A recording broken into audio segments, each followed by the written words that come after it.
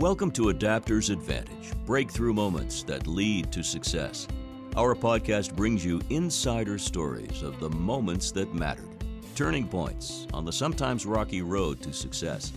Here's your host, Mark Magnacca, president and co-founder of Allego, the workforce training and readiness platform built for distributed teams. Hi, I'm Mark Magnacca, and I want to welcome you to our next episode of Adapter's Advantage. I'm here today with Mike Kunkle. Before we start, I want to give you a little background on Mike. Mike is a recognized expert on sales training, sales effectiveness, and sales enablement. He spent over 25 years helping companies drive dramatic revenue growth through best-in-class training strategies and proven effective sales transformation systems. He's delivered some impressive results for both employees and clients. Today, he works as the Vice President of Sales Effectiveness Services for Sparks IQ, where he designs sales training, delivers workshops, and helps clients improve sales results through a wide variety of sales effectiveness services. Beyond that, Mike is known as a subject matter expert across the world of sales enablement. So with that, Mike Kunkle, welcome. Hey, Mark, thank you very much. And that introduction was just like my mom wrote it. Well, Mike, I covered a lot of different things that you do, and there's a lot of questions that I want to ask you, but let me jump right in with the simple one. When you meet people and they hear about your role and they ask you, now, Mike, what do you do? How do you answer that question? I just give them a short story, really. I help company leaders drive dramatic revenue growth through proven effective sales transformation systems. And that usually gets a head tilt and we go off on something from there. But, it's the basic stuff: hiring, training, coaching, managing, process, methodology, analytics. It's what makes a sales force run. So, Mike, one little known fact in this podcast interview that a lot of people don't know is your background as a musician. So can you just tell our listeners what your background in music was, and then we're going to thread the needle to what you're doing now. Yeah, so I was in high school and there was this clarinet player that I wanted to meet. And in homeroom, the homeroom teacher announced that they were looking for low brass players in the band. So I went downstairs into the band room and I went to the band director and I said, I'd like to learn how to play a low brass. He says, okay. I said, so what is that? And he gives me a list. I said, which one is easiest to learn how to play? And he lies through his teeth because this is what he needs. We laughed about this years later, but he lies through his teeth and he says trombone. And trombone's probably one of the tougher ones to learn because of the slide and all of that. But anyway, I got into music my freshman year of high school. It turned into a real passion. I went to college, Mansfield University, in their music performance program and in their music history, literature, and theory program. So I have 2 degrees in music. And after that, I played professionally for 2 years. And landed in a band that was playing at the Grand Hotel on Mackinac Island. So it was, it turned out, Mark, not to be the long-term career path for me, living out of the back of my Nissan hatchback, and traveling with the band. But I learned so many things that transferred into the world of business. Right. So I the practice, the rehearsing, drilling. When I was in music, I was recording myself all the time and listening back and trying to develop my own ability to self-coach in addition to all the lessons I was taking. And so I got into the sales by accident. I went back home after leaving this gig and deciding I was going to pack up the horns. And I answered an ad in the morning call. And it was for an inside sales position. So the phone rang, I answered, and I really was horrible. But this owner saw something in me and put his arm around me and put me under his wing and trained and coached me, which first sort of fueled a lifelong passion around training and coaching. But secondly, I bought a VHS recorder, and I was using my cassette recorder at the time from what I did with music. And so I practiced, I drilled, I rehearsed, I role played with people in the office. I did everything I possibly could to apply what I learned in music to my new career. and I got good. And I eventually left that company and worked for a Fortune 25 company. I started back over in sales. I blew the doors off. They made the classic mistake and promoted me to manager, but I had done that in this other company, and so we improved results year over year, 600% that year. I've been told not even to put that on my resume because it sounds so ridiculous. But the company leaders came to me and said, "So, Mike, you think you could teach other people how to do that?" And I had already had a fascination with training and coaching because of my former mentor and employer. So I had joined the Association for Talent Development, which was back then ASTD. I Right. joined the International Society for Performance Improvement, which was the national society back in those days. I had taken a Dale Carnegie course and became a graduate instructor. I was in Toastmasters trying to learn how to speak without tripping all over myself. And so again, I just threw myself into practice, drilling, and rehearsing.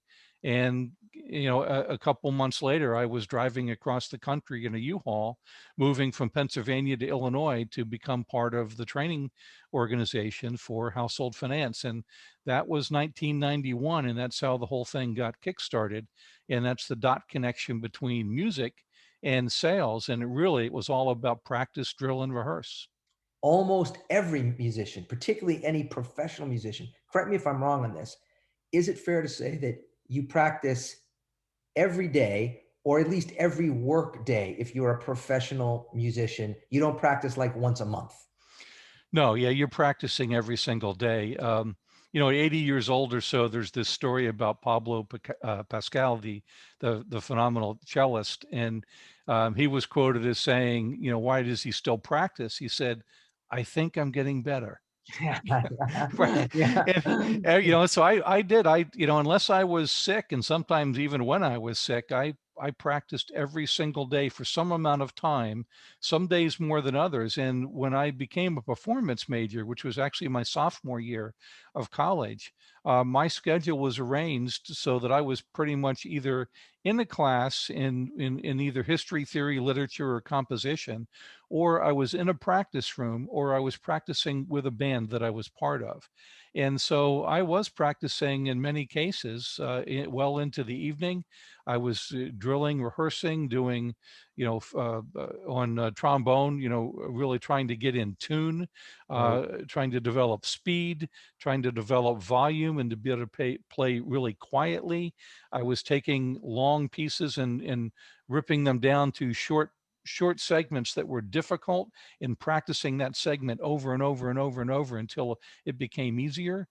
There's a dedication to that I wish that I saw more in the sales profession, because we tend to kick people in the seat of the pants and say, "Go get them, Tiger," You got or it. we tend to have them practice in front of their customers, and that's just not how you either get to be great and achieve mastery, or it's not how you serve your customers best if we want to be buyer centric.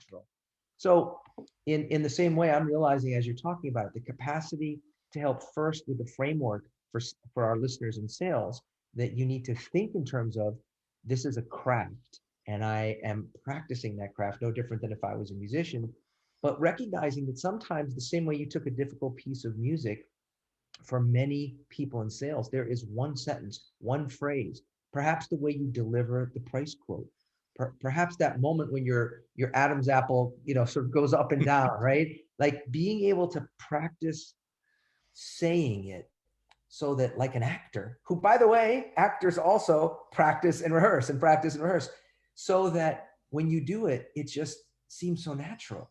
And I think that's one of the things I notice that people miss. They think it should be easy, which is like me saying to you, if I give you this little club, there's this little white ball, all you got to do is hit the ball into the hole. It's not that hard, but it requires practice. That little windmill keeps knocking my ball off the fairway. Exactly. Yeah, yeah, yeah. So Mike, let's move on. Let's talk a little Yeah. bit about a personal pivot point for you, or a moment of learning that really changed your approach to the world of sales enablement. Yeah, there are a couple of those for me, Mark. I developed an onboarding program years ago that had new hires outperforming sellers that had been with the company for 5 years. And they were doing this in somewhere between 30 and 90 days. So it made me really popular with the executives and really unpopular with those sellers, right? Yeah. Because new people were coming out and blowing them away.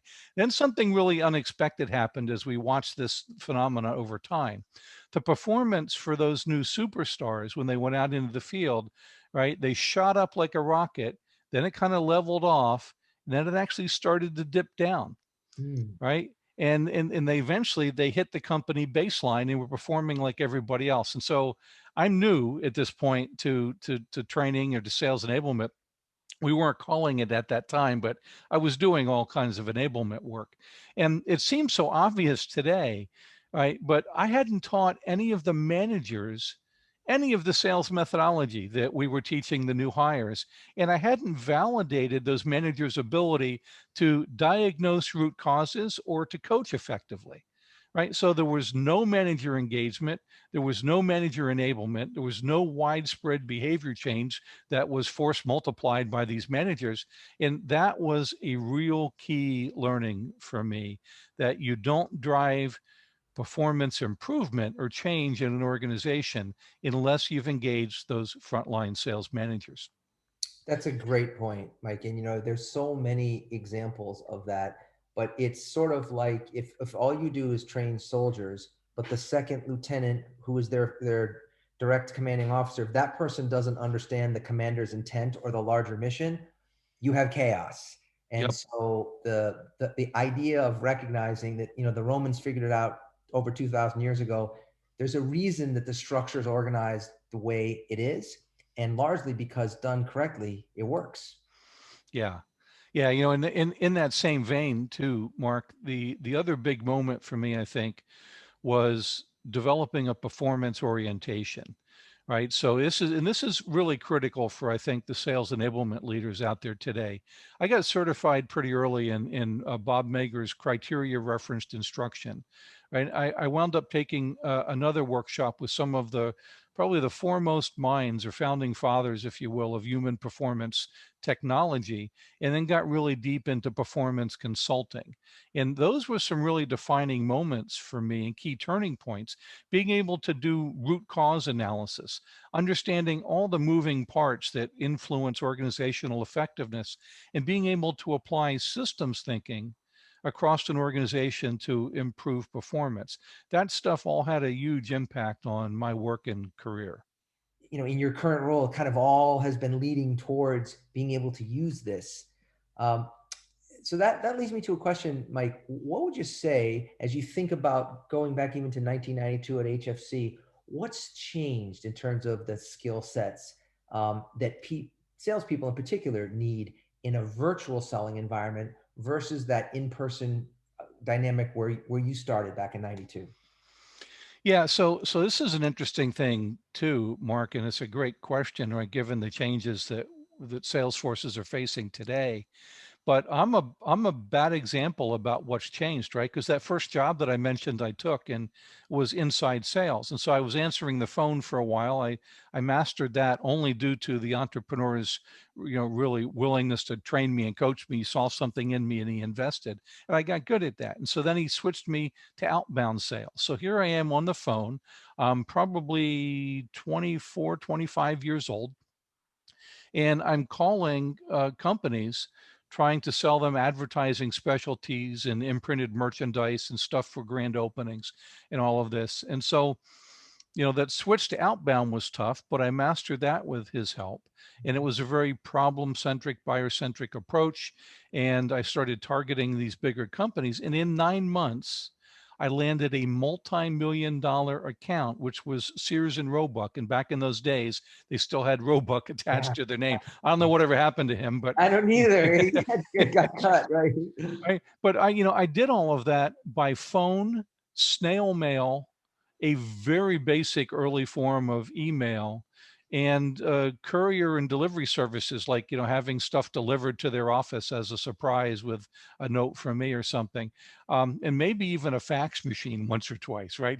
So it wasn't even all of the technology that was available today. We certainly couldn't have a Zoom meeting or a Teams meeting, right? But I was landing multi-million dollar accounts over the telephone as a 25-year-old.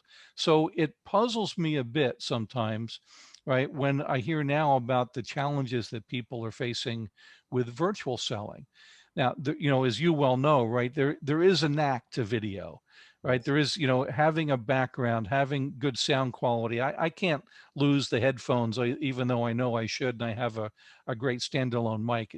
But looking into the camera, if you want to make eye contact with somebody, Right. having the variety of vocal pace, calling on people marked by names, Right. giving them, if you're in a virtual training session, giving them some indication. Now, in a moment, Mark, I'm going to ask you a question. We'll start with you, and then we'll probably go to Sarah next. But before we do that, right? It's a right, and so now you're like kind of sitting up straight, right? Yeah, Or totally. I contend that the virtual selling environment exposes far faster than anything before gaps in critical selling skills. Reps aren't doing enough sales call planning. We're not really orchestrating meetings effectively wherever they're run, right? We're not setting them up with clear agendas that will meet both either your objective or your backup objective, which you'd better have in case you can't meet your objective, or Right. won't meet your buyer's objectives or their buying process decision criteria to be able to feel comfortable moving forward to the next stage with you. The salesperson, if they bring anybody else into the meeting, like an executive, to line up with an executive on the other side, they defer to that executive rather than being the orchestra conductor, right, that is really leading this whole meeting, whether they're speaking or not. They're the one who's facilitating it, leading it like an orchestra conductor. And I think those core skills, the gaps in those, are far more dangerous and hurtful than gaps in not, because this stuff is easy to figure out. If Right. someone wants to invest in Right. figuring out, how do I look better on video? How do I use a background? How do I get a quality mic? How do I look into a camera? Those things are very easily learnable. I think some of the core selling skills gaps right now are one of the biggest problems that we've got. Mike, it's real interesting because we are going to, before the midpoint of this year, coming out with a book called Mastering Virtual Selling, and it's called Orchestrating Sales Success. And the interesting thing about it is exactly the way you've just described it. It's spot on with the philosophy that we are lining up and we're outlining, which is that first of all, virtual selling isn't new. The Sears Roebuck catalog all those years ago, right? 100 years ago, literally, and the early days of direct mail, and even Mhm. people buying things over the phone. It was all a form of virtual selling, and so I think that what you've just described is spot on. And what we believe is that when people understand the power of this, ask yourself this question: why would you not want to do a discovery call this way before you get on an airplane, fly halfway across the country to take a 1 hour meeting in some city that you've just spent time, energy, effort, right? For a 1 hour meeting? Like, if the person isn't going to meet you in this, is it really worth going in person? Yeah, absolutely. Look, even before this whole pandemic, I've worked from home on and off and mostly on since about 2013. So, and David Bowders, who our CEO of Sparks IQ, and he founded the whole company without a corporate headquarters. Everyone works virtually. So we were working this way beforehand. Now we still would get on a plane and go places. We'd go to trade shows and conferences and speak and participate and walk the floor and have some fun that way as well. But we were 95% virtual before this whole thing hit, and I Right. was running my previous business the same way, only really traveling to attend meetings that the client thought were absolutely critical. And so I think you're right. I think that there'll be somewhat of a bounce back. I think we're going to see a whole lot more of this, and we need to get used to it. We need to practice it. We need to master it as sellers and take advantage I mean, imagine how many more customers you could talk to in a day, in a week, in a year, if you weren't driving around constantly in your car, or you weren't flying everywhere and sleeping in hotel beds. It's a whole lot smarter from a business perspective, in my opinion. So, Mike, let me ask you. I'm thinking about you having gone from multiple different, roles that you've played, and then you were sort of kind of an industry expert. And I know there's a number of companies now that are kind of snapping up consultants from Gartner and Forrester, and industry experts like you. I know you could have gone to a lot of different companies that would value having someone with your authority in the industry. What caused you to choose Sparks IQ? Well, first, it's kind of you to say, Mark, thanks. It was really fun doing my own thing at transforming sales results. At the end, LinkedIn was a client. I was doing work with a Lego, and it's no secret how Yeah. much respect I have for your team. So it wasn't an easy decision to go back inside, but there are a couple of really key points. First, I really enjoy being part of an aligned larger team with shared vision and goals. And I miss that sometimes when I'm doing my own thing.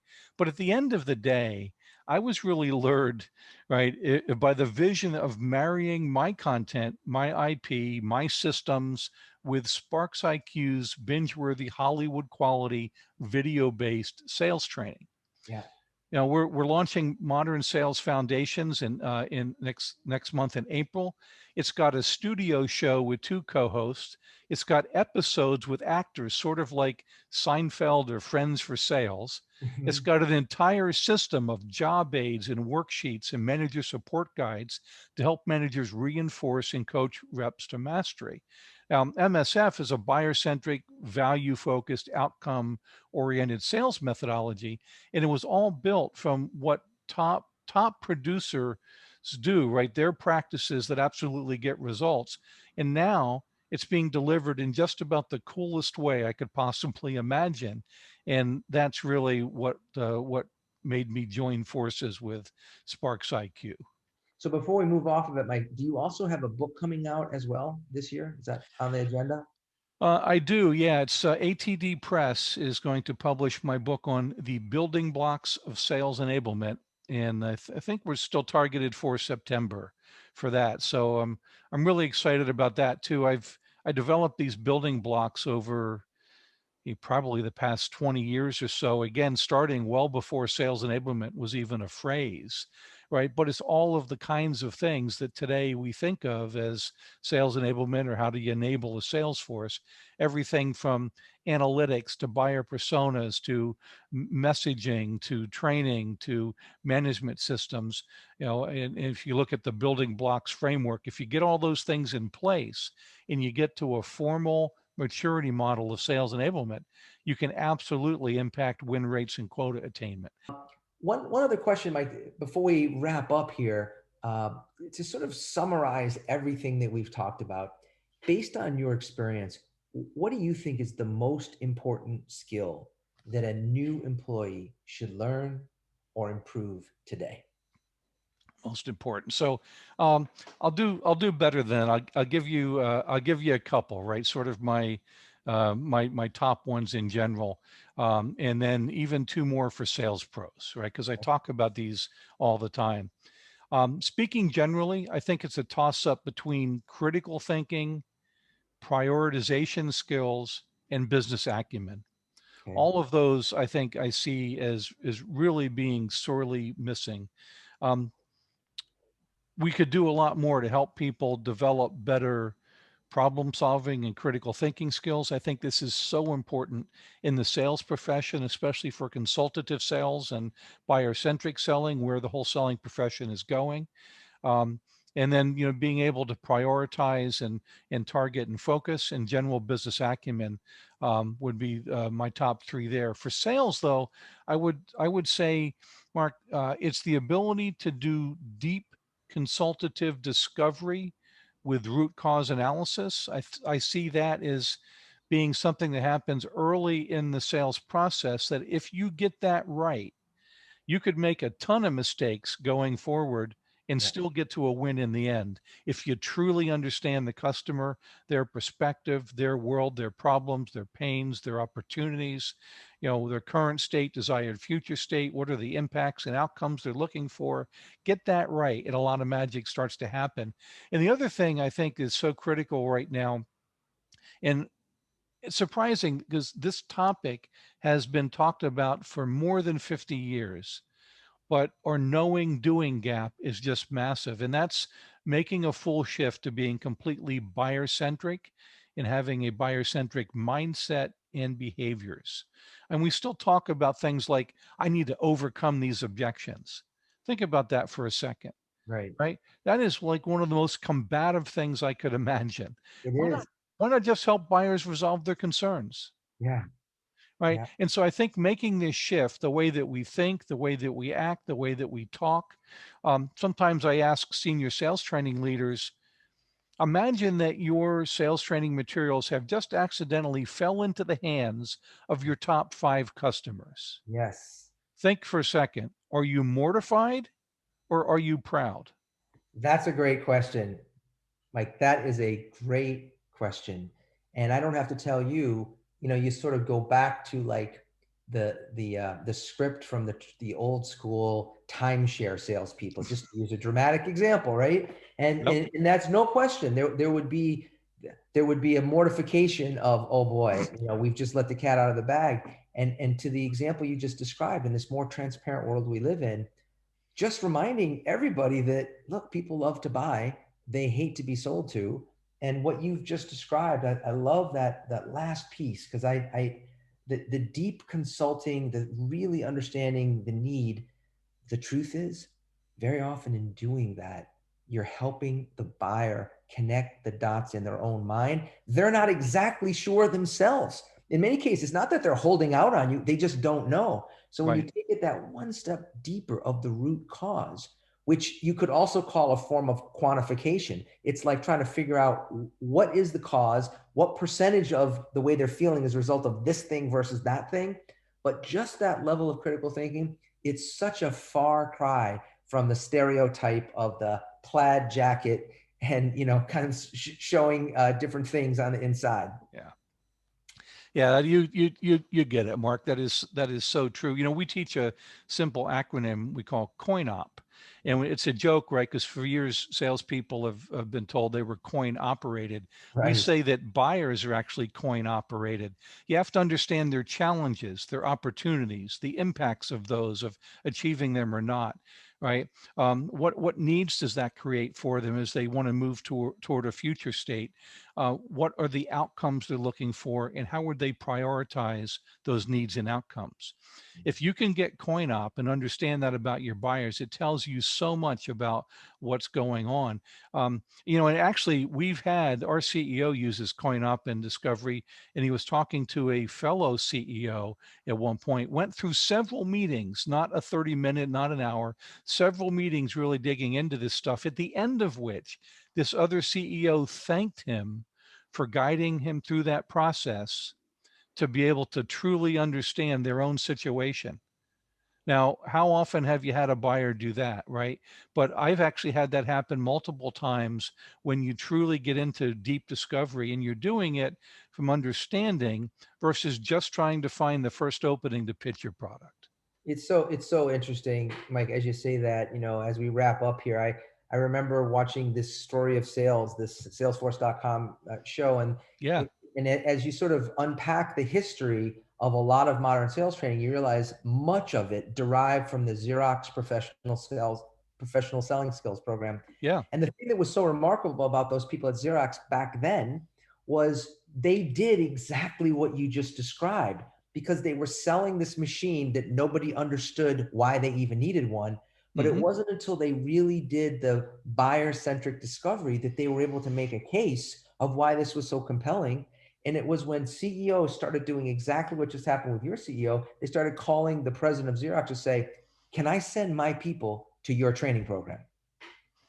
Yeah, and well, that's how Xerox Learning Systems was born. They became Learning International. They became Achieve Global. Yep. And somewhere in between Learning National and Achieve Global, I was teaching that program at Hyatt Hotels. And I've probably, I mean, I did it when they, and talk about video, they had a great video with Michael was the buyer. No, I'm sorry, Michael, Jeff, and Sally were the sellers, and Howard was the buyer. Uh-huh. And you got to see them go through the entire sales process, demonstrating at various levels the skills taught in the program. It was a phenomenal program. And I'm so glad that I was exposed to that early in my career as well. So, Mike, let's wrap up with, if people want to know more about you or about Sparks IQ, what's the best way for them to reach you? Well, it's pretty easy to hunt me down on LinkedIn or any search engine. I own the first few pages on Google, but I'm at Mike_Kunkle on Twitter. You can find me at my website, mikekunkle.com, Kunkle, or obviously through Sparks IQ, which is SPARXIQ.com. So, and reach out. If you're listening to Mark's podcast, you're the kind of person I'd like to have in my network. So reach out, let me know that you heard me here, and let's get connected. Thank you, Mike. That's just it was a great conversation. Great to connect with you on this. Welcome the chance to do it again, and look forward to continuing to collaborate with your new book and with your new program.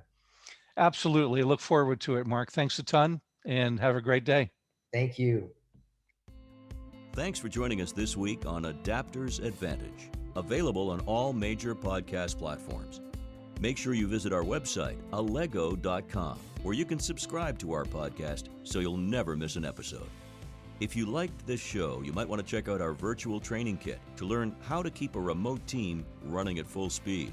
Go to allego.com/virtual to download your kit today.